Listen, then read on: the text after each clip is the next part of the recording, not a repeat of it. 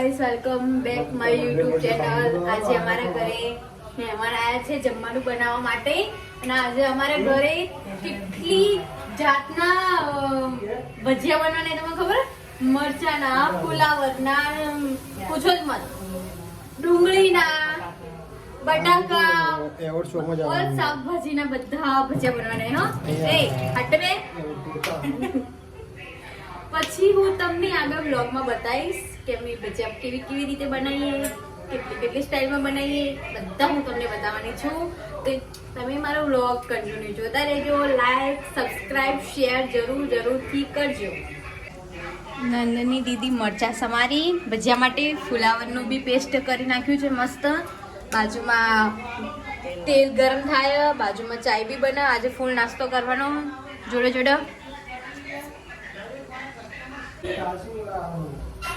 इसमें देने कितना दो सभी इसमें हल्दी डाल, अजवाइन डाल,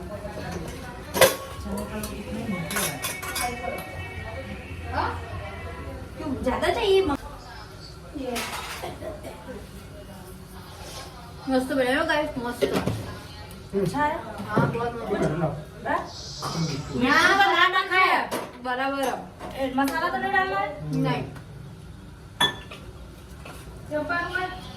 करूँ पर वो तेज आंच पे था ना। हाँ। इसलिए तो बोला तेरे को धीमी आंच पे रखना है। बहुत धीमी आंच पे रखा है।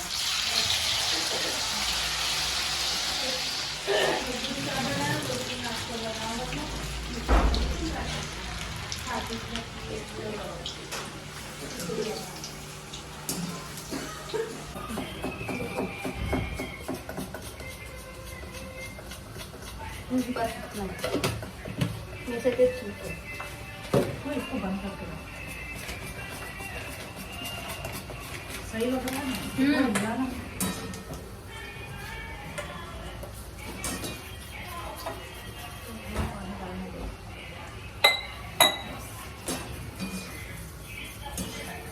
इसका सुनेगा गाना?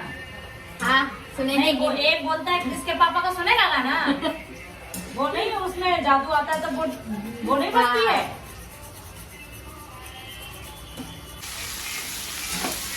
जो गाइस मामी और खिचड़ी वगैरह पेली बाजू भजिया तड़ायो।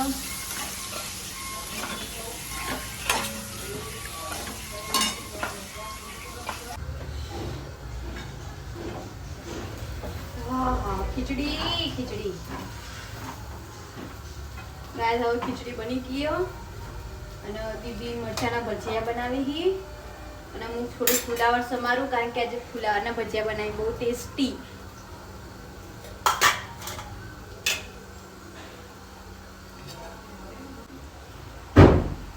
ગાઈસ હું ફરીથી ચા બનાવું કારણ કે બધા ચા પી ગયા તો ફરીથી તો બનાવવી જ પડશે સ્પેશિયલ દીદી માટે કારણ કે આજે એમને બહુ જમવાનું બનાવ્યું, મારી હેલ્પ થઈ ગઈ।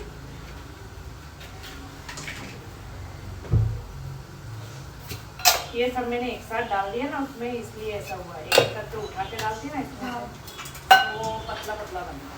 कोई बात नहीं, पतला बना रही हूँ पतला। गाइस ये आज तो बनावे आज मारी बहुत शांति से। हाँ फाइनली गाइस અમારા ફુલાવાના ભજીયા અને મરચાના ભજીયા બની ગયા છે। અહીંયા બાજુમાં અને શું કહેવાય ને? હા સક્કરિયા છે। અરે અને આ ખીચડી વઘારી અને અહીંયા બાદ ચા। આ છે અમારો નાસ્તો।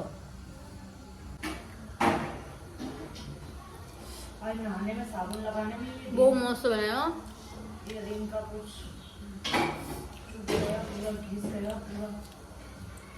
मासी